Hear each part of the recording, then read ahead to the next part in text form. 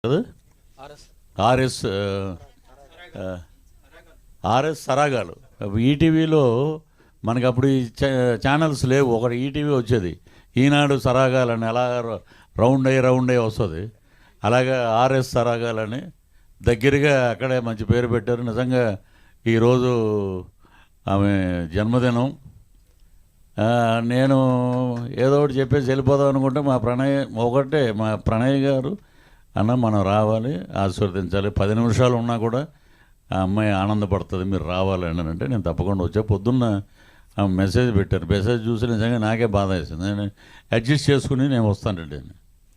So ఆమె అద్భుతంగా ఈ జన్మదినం సందర్భంగా హ్యాపీ బర్త్డే అమ్మ. అలాగే ఆమె 100 ఏళ్ళు హ్యాపీగా ఉండాలని, ఎప్పుడు నవ్వుతూ ఉండాలని, చూడంగానే లక్ష్మీదేవిలా ఉంటుంది ఆమె. సో అద్భుతంగా ఉండాలి. వారికి వారి కుటుంబ సభ్యులందరికీ ఆ భగవంతుడు ఆయురారోగ్య ఐశ్వర్యాలు ప్రసాదించాలని మనస్ఫూర్తిగా కోరుకుంటున్నాం. ఇలాగా ఇప్పుడు ఒక ఈవెంట్ పెట్టడం అంటే మామూలు విషయం కాదు. ప్రతిదీ ఈరోజు డబ్బులతోటి పని. ప్రతిదీ ఒక ఈవెంట్ పెడదామంటే స్పాన్సర్లు కూడా ముందుకు రారు. ఏమో అక్కడ ఏమన్నా దేవి ప్రసాద్ ఉన్నాడా, లేకపోతే తమన్నా ఉన్నారా అని అడుగుతారు. ఈ రోజులు అలా ఉన్నాయి.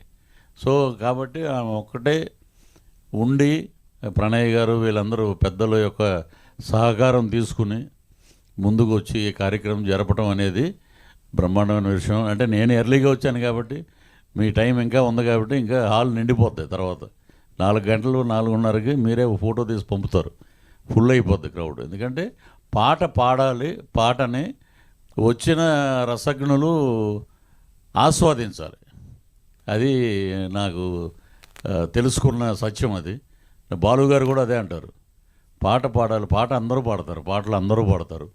ఈ రోజున విలేజుల్లో కూడా చాలామంది అద్భుతమైన గాయనిమణులు ఉన్నారు, గాయకులు ఉన్నారు, జానపద కళాబ్రహ్మ ఇక్కడే ఉన్నారు ఇక్కడ. సో ఇంతమంది ఇక్కడ ఉండి ఈ వేదిక మీద ఉండి మీరు పాడటం నిజంగా గొప్ప అదృష్టం.